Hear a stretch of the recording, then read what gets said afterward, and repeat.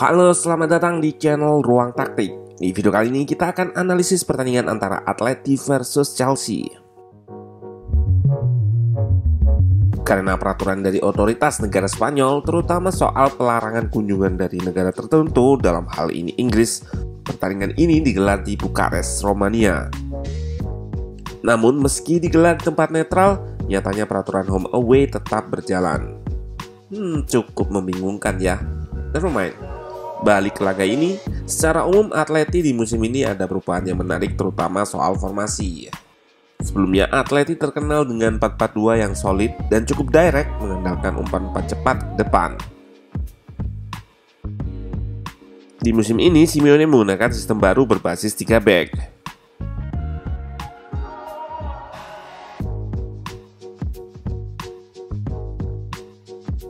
Sementara Chelsea, kita tahu ada pergantian pelatih yang tentu saja mengganti seluruh sistem sebelumnya.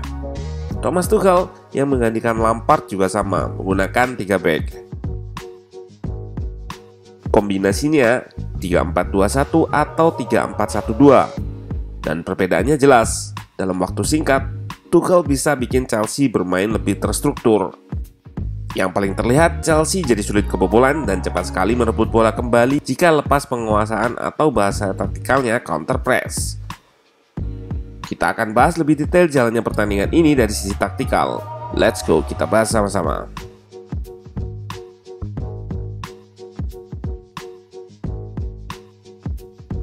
Dua tim bermain dengan pakem 3 back, Atleti 3-4-2-1 dan di atas kertas Chelsea juga sama.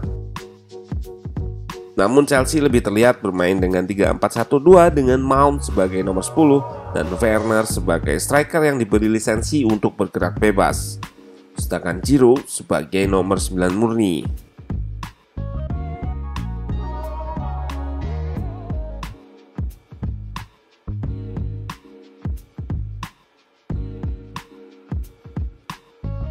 Sementara Atleti bermain dengan 6-3-1. Yap, selain wingback, wingernya juga ikut turun ke belakang, terutama winger kanan, yaitu Korea. Simeone yang memang terkenal dengan mindset ofensifnya, langsung menggunakan blok rendah dengan banyak pemain. Tujuannya menutup semua koridor, sehingga meski direnggangkan oleh pemain sayap lawan, pertahanannya masih rapat. Kita bisa lihat Atletico bertahan dengan 5 pemain, tapi ketika Alonso naik, Korea juga melakukan track back sehingga menjadi 6 back. Atleti akan melakukan press agresif dengan membaca situasi bangun serangan dari lawan.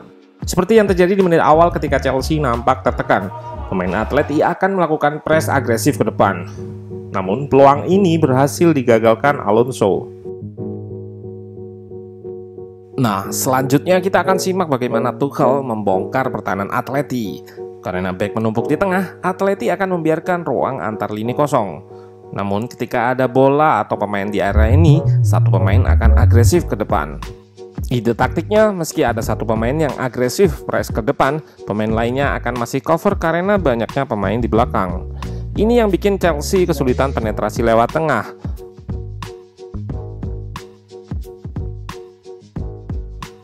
Kombinasi umpan pendek pernah dicoba namun gagal. Namun di peluang ini lebih ke masalah sentuhan akhir.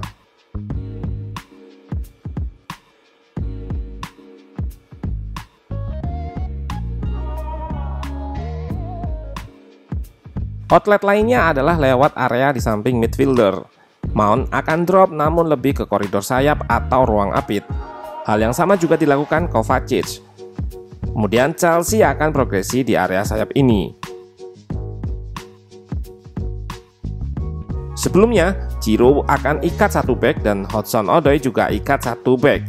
Sehingga saat Mount dapat bola, nggak ada back yang naik ke depan.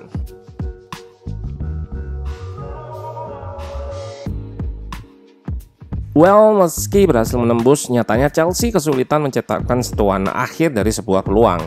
Hal ini sama dengan masalah ketika ditahan imbang Southampton. Cukup dominan namun kesulitan di sepertiga akhir. Atleti dengan 6 backnya berhasil menahan imbang hingga kurang lebih 1 jam, sampai gol tercipta di menit 68.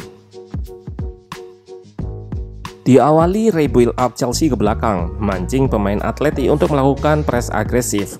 Alonso melakukan bypass pressing ini dengan memanfaatkan Giroud sebagai target man. Kita lihat, berkat progresi direct ini, Alonso yang nanti melakukan cross berada di depan Llorente yang berposisi sebagai bek kanan.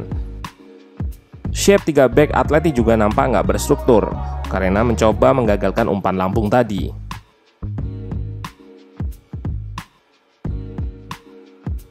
Saat mendekat kotak penalti, Alonso relatif nggak terkawal Llorente yang sebetulnya bertugas menjaga area ini.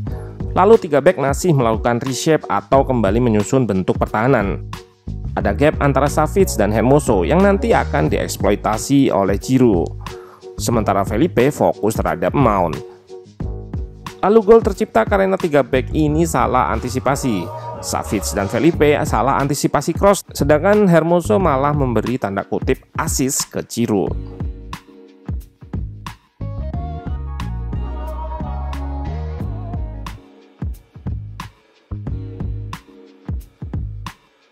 Tidak bermainnya beberapa pilar Atleti membuat game plan Simeone di match ini terlihat pasif. Trippier yang dilarang bermain karena taruhan, posnya diisi Llorente yang tadi nampak lengah ketika naik untuk melakukan press. Memang back sayap ini bukan posisi naturalnya. Carrasco juga absen karena Covid, dan Salco juga nggak ada di bench.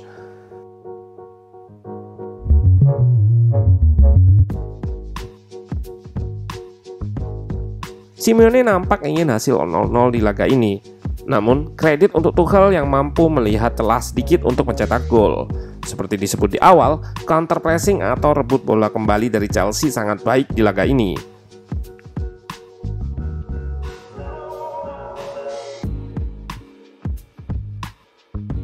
Solidnya skema 3 back Tuchel bikin dia mencatatkan clean sheet kembali.